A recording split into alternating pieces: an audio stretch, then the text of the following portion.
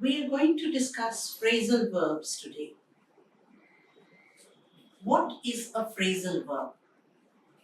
As shown here, a phrasal verb consists of two parts, the verb itself plus a preposition.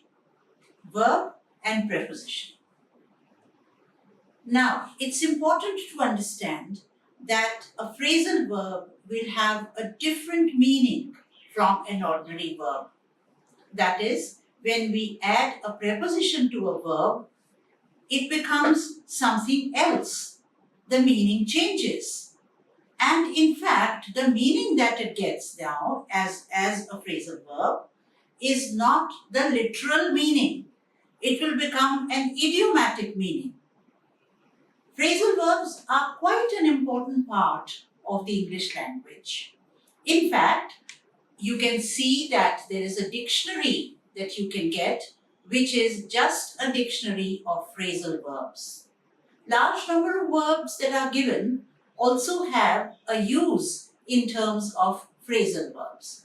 Here I have taken up some simple verbs, for example, put, come, break, look, see, turn, out, etc., cut.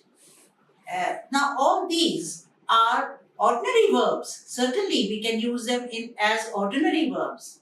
But when we use them along with the preposition, they become phrasal verbs. And as I said, phrasal verbs have an idiomatic meaning, idiomatic sense. For instance, if we take the verb put, now I can say I put the book on the table. I put the book. So here put is being used simply as an ordinary verb. But when I say I cannot put up with this behavior, I cannot put up. So put up here would be a phrasal verb. And that would have a different meaning from simply saying put. We can't say I cannot put with this behavior. So that would be wrong. Similarly, we look at another common verb like come. So we can use a preposition. We can have come up, we can have come across, we can have come on, come through, and so on. So there can be a number of prepositions attached to some of these verbs. And if I give the examples of come, then the matter came up in the meeting. We will deal with this when it comes up. So, come up. That means another meaning from simply come. So, then we have to come across. I came across some old letters. Came across. Or come on. That is to move on. And then come round or come across. He came across as a very genuine person. So you have number of prepositions here. When we look at a verb like break can be used by itself as a verb, So he broke the glass. Or I will take a break, right? So break has many meanings. And when we use break with up, then it means something else. Break up means something else. Breakthrough means still something else. So there was a breakthrough in the talks between the two countries. So breakthrough is an idiomatic way of saying that there was some progress. So whenever there is a breakthrough, that means there is a progress. It can also be breakdown. My car broke down. So we can't say my car broke. After all, it didn't break into pieces. So we can't say my car broke. We can say my car broke down. That means it was not functioning. So what is down? Down is a preposition. Through is a preposition. Across is a preposition. All these are prepositions attached to verbs to change the meaning of that particular verb.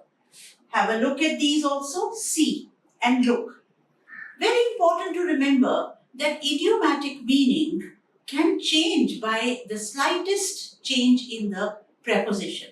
So, if we have a verb like look, you might say, that look and see are probably the same meaning.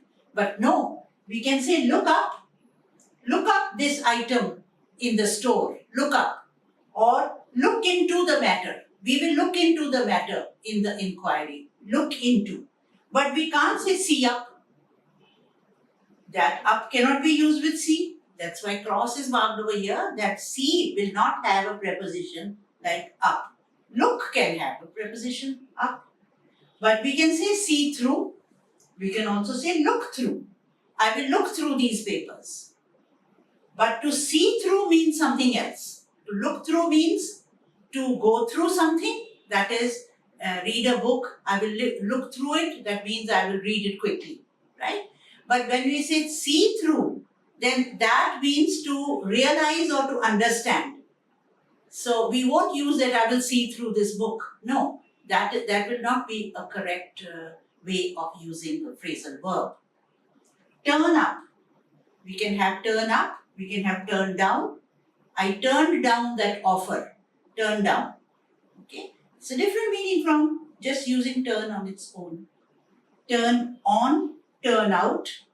So there was a large voter turnout in the elections. Turnout.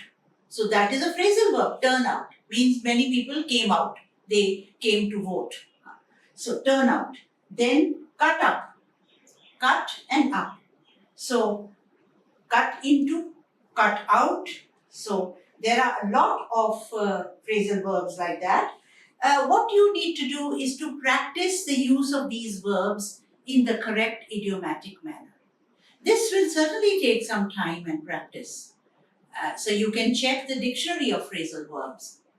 Why are they important? They are important for conveying meaning, as I said, and that means that if you can use phrasal verbs correctly, then in your writing or in your speech, you will get a higher score because that shows your control over idiomatic aspects of the English language.